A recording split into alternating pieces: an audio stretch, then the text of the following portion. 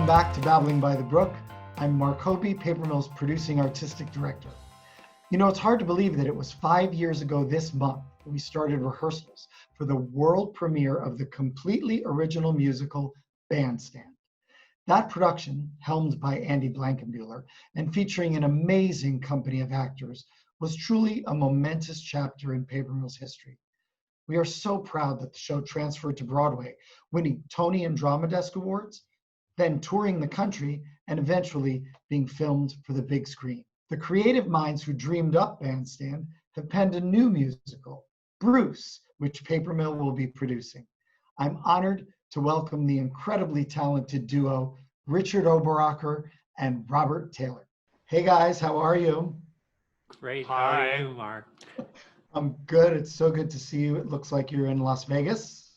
We are. This is our Las Vegas home. We have a home in Manhattan as well, but it's been pretty much safer to be here in Vegas. And also because we don't know necessarily when my show across the street there over at the MGM is going to fire back up. And so it's best to just sort of be here on notice for when things start kicking back into gear.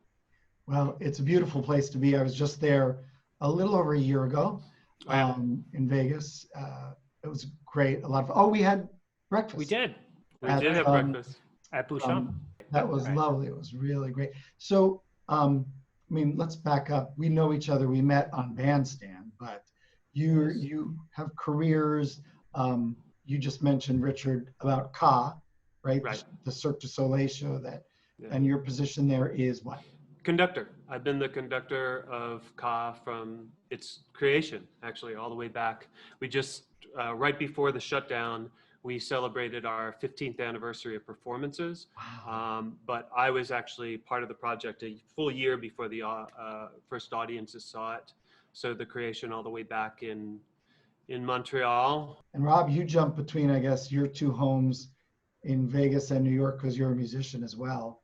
I am. I'm a violinist, and I'm always playing in the pits of Broadway shows, as well as a writer and working on our projects together with Richard. I first got introduced to you by your project Ace, and knew Jessica and Matt Bogart, who did a production of that. Yep. And then, but we really got to know each other on Bandstand. Right. And I remember it was a reading. I know there were several readings. This one was downtown somewhere in New York. Jeremy Jordan was in it. Right. Was in a smaller space. Andy had invited me. We've known Andy was on this program a few weeks ago and said, "Come look at this project." It was interesting too. He said, "It's not done, but I want you to come see it, and I want you to promise me you'll come back." And so I did. But tell us, it's an amazing project. We've had a long history with it, but talk to me a little bit about how that whole idea came to be and how the project was born. The truth of the matter is I've been fascinated by what started happening in the 90s, late 90s, where some British directors would take classic American musicals and direct them with absolute honesty. They basically said, look, let's treat the circumstances as real and honest, and be just truthful. And they didn't change a note, they didn't change a word of the text, and all of a sudden these productions that would come over, whether it was Oklahoma that Trevor Nunn had done, Carousel, Nick Heitner did, and all of a sudden American audiences, and certainly the critics, were like, oh my God, we've never understood Carousel before, we've never understood Oklahoma before. And all they were doing were saying, if this were true, how would you behave? What would be the tone of your voice? How would you just approach this song? And so we kind of became obsessed with the idea of what if you actually just wrote a show from that standpoint? If you took something that might have existed in the 40s or the 50s, the golden age of musical theater, but you wrote it from that standpoint. You wrote it from simply asking the question, what if this was real?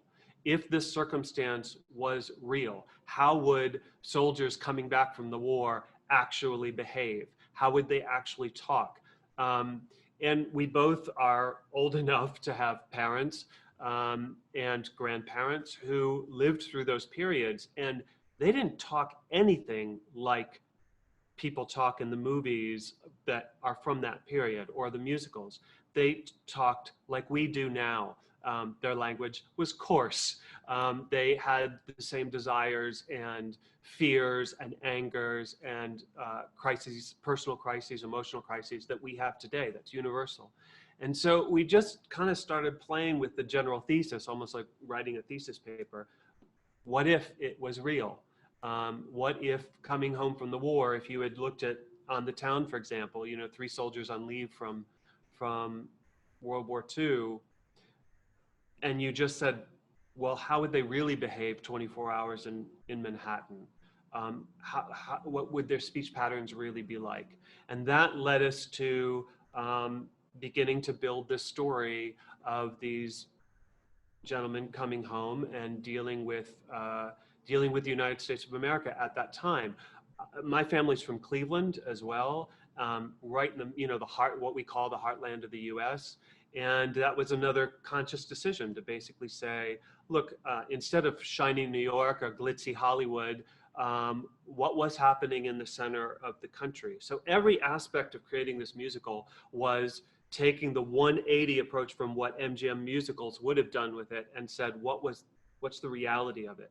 And then bit by bit, by several years of having this conversation, this story began to emerge, and it became very quickly a story about what was happening in America at that time and some of the truisms that are still politically hot button issues today with the military, monetizing grief, what we do as a society to make money off of other people's suffering, how everything is propaganda, how everything is a sales opportunity.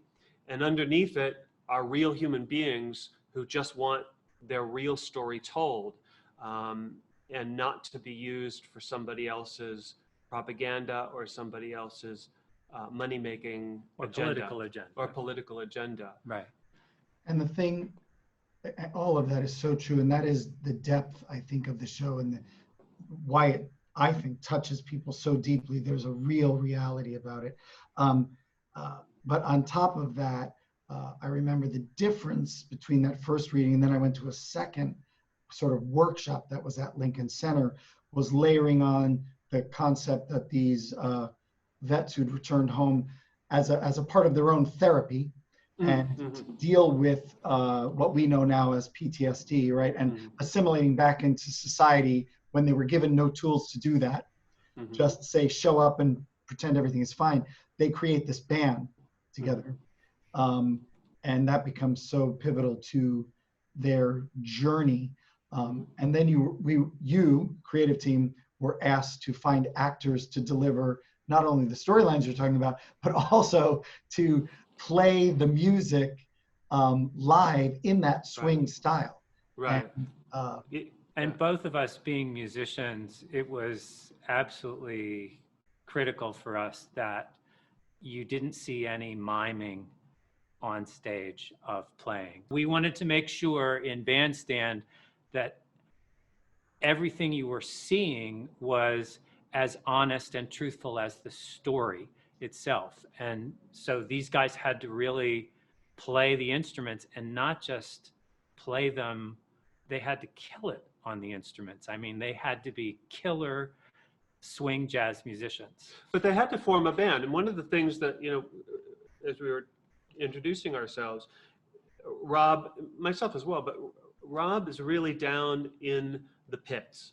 That's how you make your money. He's playing in these orchestras, he's playing in these bands, and the way musicians function around one another, the behavior, the way they bump up against each other, the way they deal with tension, the way they deal with joy, the way they crack each other up, the way they rib each other. That's a really specific language. And Mark, and dynamic. It's a dynamic. It's a way of life. And because you're around the theater all the time.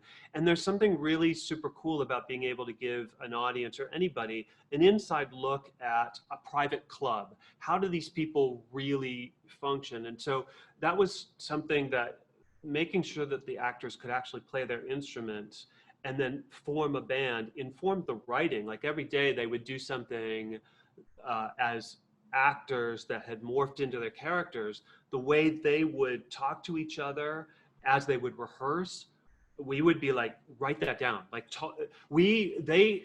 once we had made the leap from fantasy into reality by casting people who really could do these things, and then you put them in that situation, like method acting or some crazy Stanislavski experiment, we just let them do what they needed to do to be able to play well, and we just took notes. and so much of that ended up in the final script. And also Andy was very good about the nonverbal stuff. He was very good about the physicality, how these people function and look at each other or touch each other or don't touch one another. Informed his choreography, it informed his staging, it informed the pace of the show, the way the show actually works. One of the key things that you just said, and it was Rob who said it, was in trying to write this musical that was operating from a place of truth. Mm-hmm. Those characters, those people had to actually play, or that was a falsehood in the storytelling. Mm-hmm. And I do remember being moved by the first reading and thinking there's something really special about this project. But then when I saw it at Lincoln Center and those gentlemen picked up those instruments and started to play, and I felt like that Bose ad where the guy's in front of the speaker and his hair goes down. And it wasn't because they were playing loudly, it was the energy that came from them. And I think, and we talked about this too, one of the most moving things about this show, and so special things about this show, is it's dealt with something that I don't think has ever been dealt with before, certainly in a musical, which is PTSD, that experience of whatever it is that happens in a wartime situation that you bring back. So how do they process that? How does that emotion come out? And you wrote a musical that allowed them to express themselves through the music and to, band of brothers, right? That they became a band of brothers, literally a band, but also it was about that relationship, supporting each other, being there for each other. And all of that was so clear and so visceral on stage, and I think for the audience. And so, we were blessed to be the theater that premiered it and working with you guys and Andy and the incredible producing team, right? This brilliant cast with Corey and Laura Osnes and Beth Level. And you can just go down the list, right? And it was a brilliant show for us, spectacular, hugely successful. The other component that was helpful for us to get it all together was the veterans. We took the time to get involved with veteran organizations, actual veterans themselves who were willing to talk to us and share their stories. And not just with us as writers, but with our principal cast members and with Andy. We had these incredible sessions with a group that was put together by Got Your Six, Matt Maben, Got Your Six, where they had all read the script in advance, and the actors were able to really ask them, how would you have reacted in this situation? Or they were able to share their stories that were similar in some way to the stories that these actors were portraying. It was just incredible. And it took the day after that happened and they came back into rehearsal, everything had overnight just deepened, and it was became real. Yeah, it was incredible. Well, I said it was our honor to premiere that show, and I love it because Andy and I have such a long relationship. I had a trust for him. It was our first time working together, but I was invested in the material and knew it was so good, so I had to trust in you.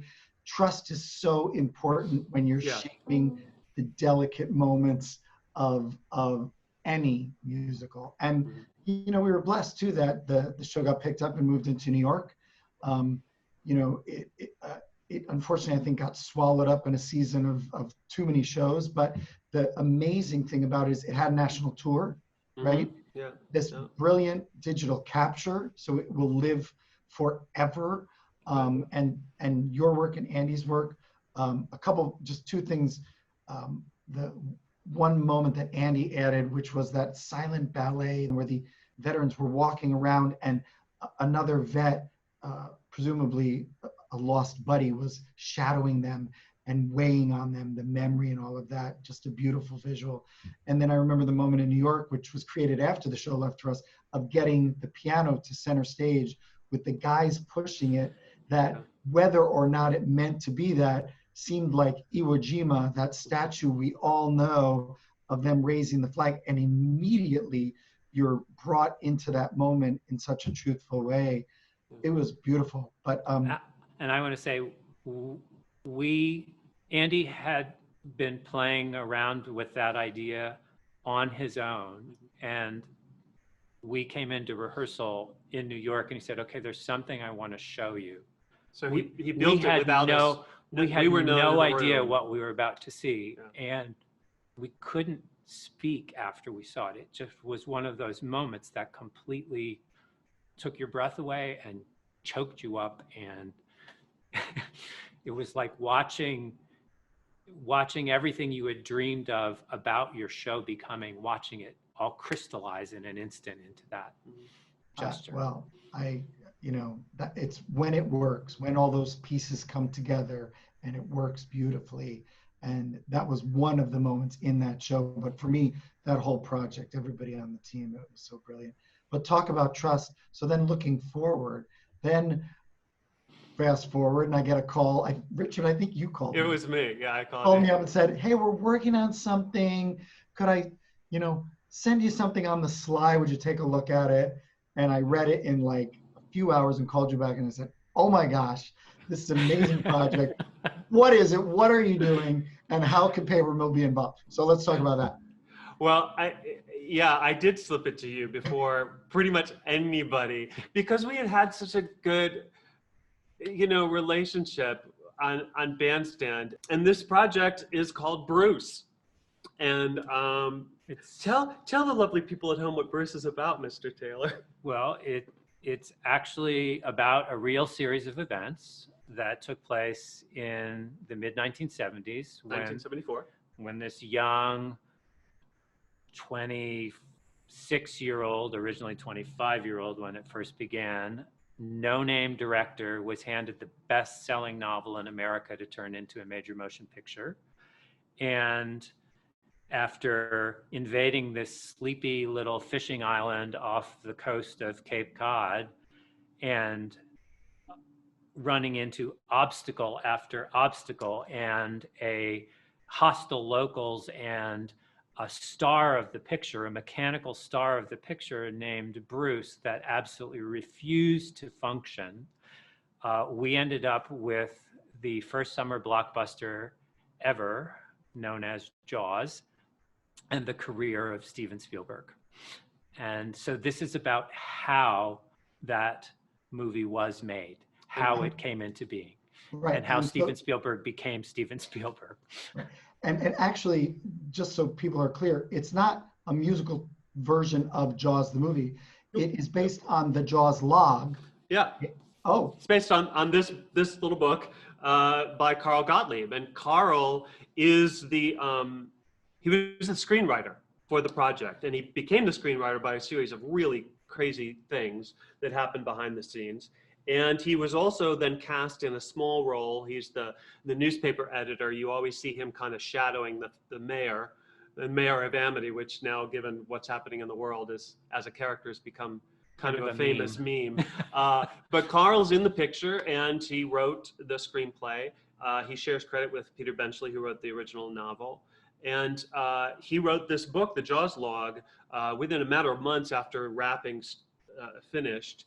And it's widely considered in the film industry as kind of the definitive Bible about how a movie really gets made, because he chronicled every mishap and budget overage and, you know, near-death experience that this poor cast was put through, cast and crew, and how Steven actually became Steven Spielberg through a trial by fire. Really, it's crazy what happened on that set. And had it not gone so wrong, had it not become such a disaster, the film would not have been as good as it turned out to be. That is really, I think, the key. And as I read it, I'm a producer, but I'm also a director, and I could visualize how this story was going to be told. And a lot of it is based on how the movie was made, because the movie was not made in the way they plotted out to make it. Nothing that they planned worked out. In fact, really everything they planned, they had to throw out the window and start over. And so that's how the telling of the story, it's sort of like a thriller, because the whole time you're wondering, how are they ever going to pull this off? It's also the story of the underdog, right? It's this great triumph where the entire time this poor guy is just, you know, the weight of the world on him, and you think he's never going to make it through. And then it turns out to be the first summer blockbuster movie. Yeah, and he was 26 years old. 26 years old. Like, we know Spielberg now as this icon. I mean, he's a god practically. But he just started like everybody else, just trying to make it work. You know, it's with like the same insecurities. And yeah. Oh yeah, absolutely. This story is about, well, how do you make art out of nothing when everything is taken away from you? Right. And you have to hit that deadline with something. You got to deliver something. How do you do it? And we didn't know, writing it, that we'd be sitting here now in a situation where our entire industry has been taken away from us. Right. And we still have to create something. We still have to prepare for when the green light happens again, when we're allowed to return to theaters. We can't just stop. We have to get creative. And so Bruce, in a lot of ways, has turned out to be eerily appropriate. Timely, yes. Well, I was going to say that we've all, you know, as a director and as a producer, we've all sat in the theater in the middle of tech rehearsal. You know, you're days or sometimes hours away from the audience walking through the front door, and something that you had relied on for years of preparation isn't happening. It's broken, it doesn't work, you don't have the money for it. And how do you pivot and hopefully maintain the excitement about the show, but deliver it in a new way? And that's what Jaws turned out to be. I mean, now you can go anywhere in the world and go da-da, da-da, and people know immediately what you were talking about. And the truth is that you envision a shark, but that's not what that was. You weren't looking at a shark, you know? So, and I do think that there's so many parallels between the making of that movie and your writing of the musical version and the theater, because the theater is not so much a lot of what you actually see. It's what you imagine or what you've created in your head. My favorite kinds of musicals is the less on stage, sometimes the better. And that's what Spielberg had to do with the movie, right? Yeah, and we wrote from that exact place. I mean, the show is written for not a bare stage exactly, but what you're talking about, something that relies on the audience's imagination. So there's a meta thing that's happening in the writing of Bruce, where we are taking what ultimately was the successful ingredient that Spielberg used to make Jaws this iconic film, which is you can't see it. The thing that's going to make this film work is going to be your responsibility as the viewer. I'm going to place this squarely in your lap, and it is up to you to, as you said, to fill in the blanks. We, as writers of this musical, basically said, okay, if that is his theory, if that's what made the film work, we need to make sure that that is a massive component of what ends up on our page, ends up on our script. And we better surround ourselves with people, directors, designers, who fully understand and embrace that will be a key element of experiencing and finding excitement and joy and thrills in Bruce, which is a musical about the making of this other iconic film. And it's true too when you think about it, and I just think back to moments, and I'm likening, I'm going back to cinematic things in Psycho, right? Right. The blood going down the drain, I could swear that's red, but it's a black and white film. You know, they're not really, but they're not showing you the slashing happening, but you are creating that in your mind, and somehow it's more real because you're personally invested in it. It's more terrifying. And just so everybody knows, we're working on it now. We're working on a partnership with Seattle Rep. We did a reading of it in New York at Open Jar Studios, which was very enlightening. And then we just did another reading out at Seattle Rep a couple months ago. And we've announced it. It's happening, boys. Yeah. So, and we have a fantastic director. We do. Donna Fiore. Donna Fiore. Fantastic. And director, choreographer, stager, all of that. But I also think that in the theater, we cannot bring the Atlantic Ocean into the theater. We cannot bring a life-size shark into the audience. So we have to be creative in theatrical ways to deliver that same feeling, the same tension, the same fear, but not in a literal way. And you've done that beautifully. I'm so excited to actually have it, because I've seen it work in a studio, right, with people, scripts in front of them. Yeah. So to get it on stage. And a lot of why it will work even as a reading is because it is about what you can't see. And Donna understood that when she read the draft. And, we had a really exciting thing happen in terms of what you can or cannot see, the magic that theater can have. When we were in Seattle, one of the characters in the play is a character named Joe Alves. Joe Alves is a real human being. Joe Alves is the production designer of the film Jaws. This is actually his book of all of his designs. He designed Bruce the shark, and he did all the research about exactly what sharks look like and how large they are, how large this shark would be, months and months of research. And then he had to imagine what Bruce the shark would actually look like and how he would function, the mechanics behind it. And one of the joys of this whole project has been working with these people who actually were there and are characters in our play. And to have both Carl be at the New York reading, but to have Joe come and show up in Seattle and see for the first time his character singing. And again, it was Brandon Ellis was playing Joe Alves. Brandon looks like Joe Alves looked like at that age. I mean, they're kind of spit and image. So there we were in this reading, and Joe had arrived in the room, the real Joe, and he happened to arrive moments before Joe Alves, the character, does his first big song about the creation of this shark, of Bruce. And it's a really beautiful song, but it has a lot to do with imagination and what you can't see, and how to make manifest something from your imagination into the real world. And he sits down with his wife and he's getting settled and within minutes this song happens, and he's watching an actor play himself 45, nearly 50 years ago, singing about something that is now the iconic defining moment of this artist's life. The meta in that moment was insane. And I got a tap on my shoulder, and Jerry, his wife, said, "Turn around and look at Joe." And he was sitting there with just tears streaming down his face. It was a really beautiful, beautiful moment. It's funny too, because writing a piece like this, rarely do you have the opportunity to have those people who experienced it come in and say, you got it right, or you got it wrong, or how can we fix it? Obviously, you got that right. You couldn't fake that. Right. You couldn't fake that reaction. But the other thing that I think about this piece that's so exciting is, to me, in the same way that Bandstand, although Bandstand was an invented story, it's not a true person's story.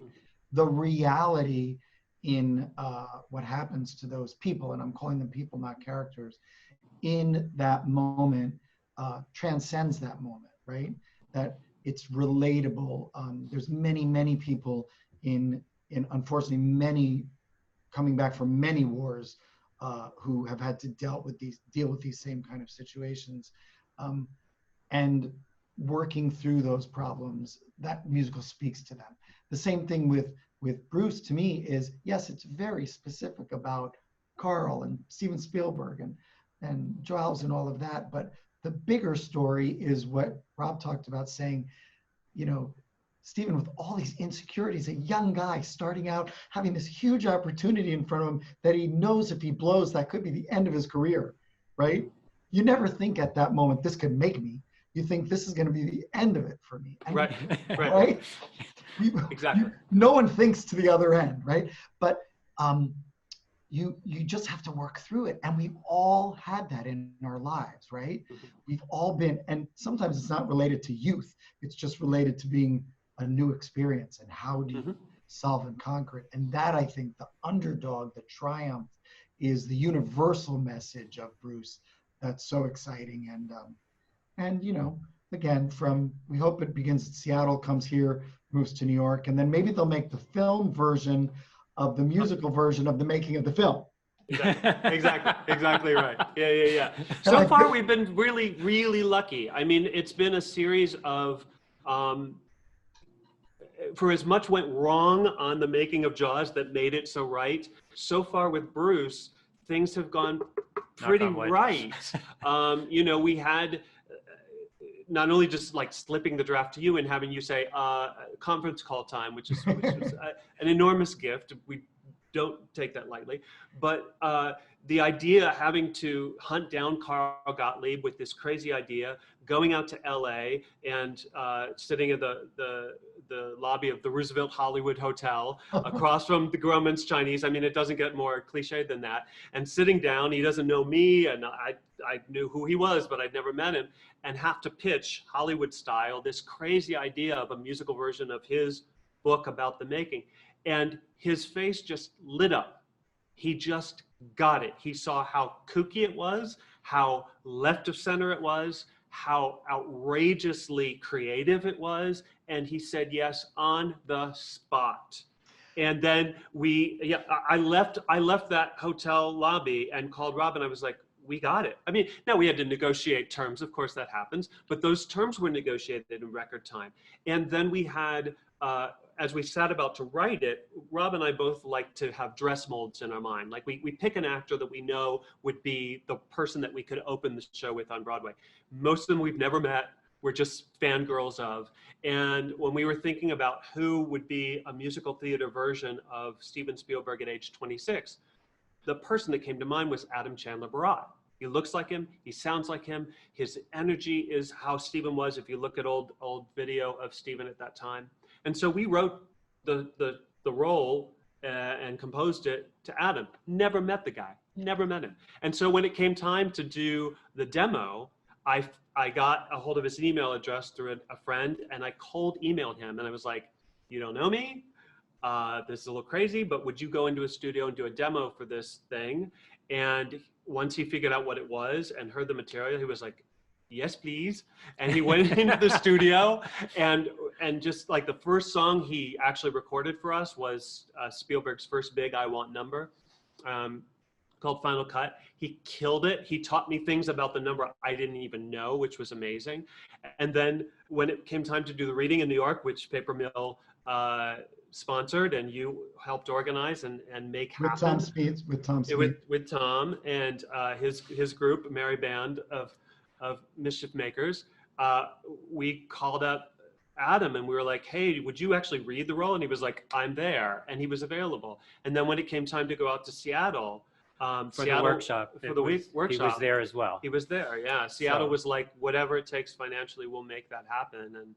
And so far, we haven't had the shark break. Well, I'm sure we're in for a big breaking of the shark, but hopefully when it happens, we'll get creative, and what will happen on the other side will be even better than we had planned. I have an idea. Let's consider coronavirus and this moment in time that The breaking, right? When it's over, we come back into production, which we're going to do. Hopefully with Adam as well. He is brilliant, and the company that we've assembled under Donna, from Seattle to Paper Mill and beyond. I mean, I cannot think of a better way to sort of close this out. We can actually segue now. You've sent us a file of one of the numbers, which features Adam. Yes. This is that number. This is Adam. It was the first number we did in the studio together. It's Steven Spielberg's first big number in the show. It's right at the top of the show. It's where he gets a hold of this raw manuscript, the original novel that's not even published, and the rights to the film have already been bought up, and every director in Hollywood is being interviewed for this job. And Steven is 25 years old at this time. He only has television credits, really. And he gets an advance copy, and he wants this job because he, in his mind, can see how good a film this could be if he could have total control over it and bring all of his talent to this first big break. So it's an impossible dream. It could never possibly happen. And that's part of what was fun about writing the number, because we're writing from somebody who's just has his whole life ahead of him, and why not reach for the top, you know? It's like in Fiddler, why not want the best husband? Why not, you know? So many musical theater characters have that moment where they just reach for the brass ring.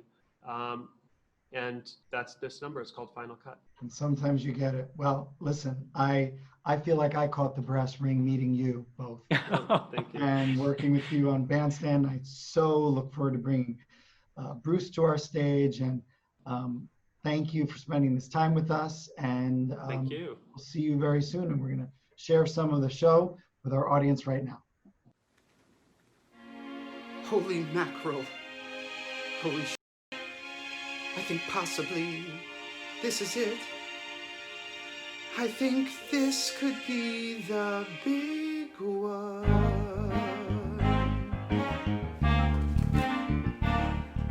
You start at the bottom and you do your best, and each little project is a major test.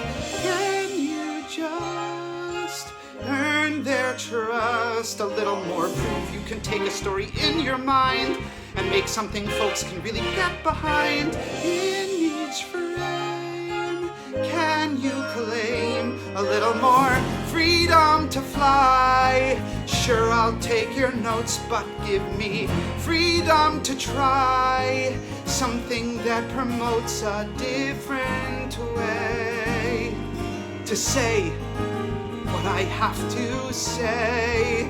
Let me follow my gut. Give me Final Cut. That one perfect movie where you get it right and don't have to compromise and lose a fight. Every shot finely wrought, and I command freedom to sell, leading my own team and given freedom to fail. Change my mind midstream if I so choose, and use takes I want to use. Toss advice at me, but give me Final Cut. Back in Phoenix as a Boy Scout, I discovered there could be nothing sweeter than to film a Western shootout on my father's Super 8mm. And I knew back then, in my deepest soul, even at age 10, it's about control and freedom to build with collaborators who are gifted and skilled, those who cannot wait to take the ride beside someone who can guide us all to a vision that's uniquely mine, that respects producers' bottom line, who is given all the powers and of course the needed hours. And a film like this could do it if I just could make it through it. A director's holy grail, Kid checks in the mail. Deal is no matter what. I need final cut.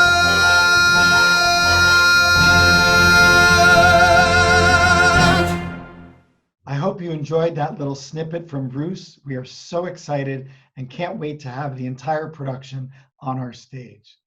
Please join us next week when we talk to the luminous Kate Baldwin. See you then.